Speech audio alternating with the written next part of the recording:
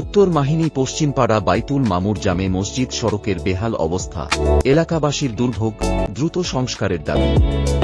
আসসালামু আলাইকুম। আপনারা এখন যে সড়কটি দেখছেন, এটি উত্তর মাহিনী পশ্চিমপাড়া থেকে বাইতুল মামুর জামে মসজিদে যাওয়ার অত্যন্ত গুরুত্বপূর্ণ একটি সড়ক। কিন্তু দুঃখজনক হলেও সত্য, সাম্প্রতিক টানা ভারী বর্ষণ এবং অতিরিক্ত যানবাহন চলাচলের কারণে রাস্তাটির অবস্থা আজ অত্যন্ত বেহাল। বিভিন্ন স্থানে বড় বড় গর্ত সৃষ্টি হয়েছে, কাদা ও পানিতে রাস্তা একেবারে চলাচলের অনুপযোগী হয়ে পড়েছে। এই রাস্তা দিয়ে প্রতিদিন শত শত মানুষ চলাচল করেন। বিশেষ করে 5 ওয়াক্ত নামাজ আদায়ের জন্য মুসল্লিদের এই পথ ব্যবহার করতে হয়। কিন্তু বর্তমান অবস্থায় শিশু, বয়স্ক ও সাধারণ মানুষের জন্য এই পথে চলাচল অত্যন্ত কষ্টকর এবং ঝুঁকিপূর্ণ হয়ে উঠেছে।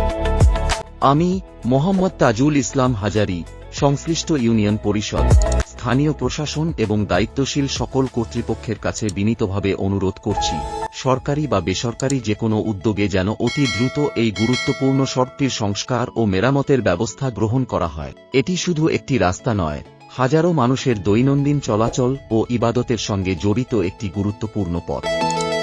সবশেষে আমাদের এলাকার সম্মানিত সমাজপতি, বিত্তবান ব্যক্তি, প্রবাসী ভাই এবং সকল সচেতন নাগরিকের প্রতি আন্তরিক আবেদন জানাচ্ছি, সরকারি সংস্কার কাজ শুরু হওয়ার অপেক্ষায় না থেকে আপনারা যদি নিজ নিজ সামর্থ্য অনুযায়ী কিছু ইটের খোয়া বা প্রয়োজনীয় উপকরণ দিয়ে সাময়িকভাবে হলেও রাস্তার সংস্কারের উদ্যোগ নেন, তাহলে এলাকাবাসীর দুর্ভোগ অনেকটাই লাঘব হবে।